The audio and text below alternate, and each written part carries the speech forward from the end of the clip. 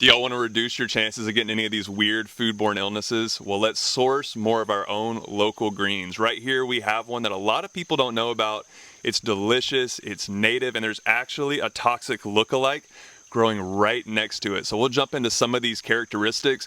Hopefully you'll learn a new green that you can add to your repertoire, and the more we're taking responsibility for our own food, the healthier we're going to be in general. Let's jump in. Can y'all even tell the difference between these two plants just looking at them quickly? There's a few obvious differences, but the leaf margins are very, very similar. The stature is very similar. They're both growing right next to each other. These are growing right next to a creek, but I will often see both of these plants growing in my garden frequently.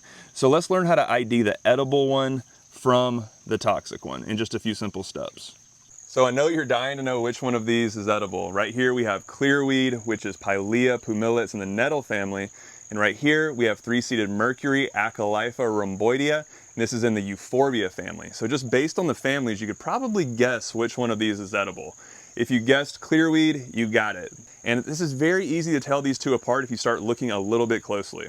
So the first thing you will notice is the stem structure. So these two branches coming out of the stem are opposite one another. They're right across from each other. Now look at the three-seeded mercury and notice that the stem structure, we got our main stem and then we got our leaves coming out, and they are alternate each other. So they're alternating as they go up the stem. They're not right across from each other. Now this is called clearweed because you can see how it's kind of translucent. The stem is somewhat translucent. It's not clear, but you can kind of see light coming through it. Whereas with your three-seeded mercury, you don't see any light coming through. It's a much less substantial stem overall. It's a lot less angular, whereas the clearweed has more of an angular stem.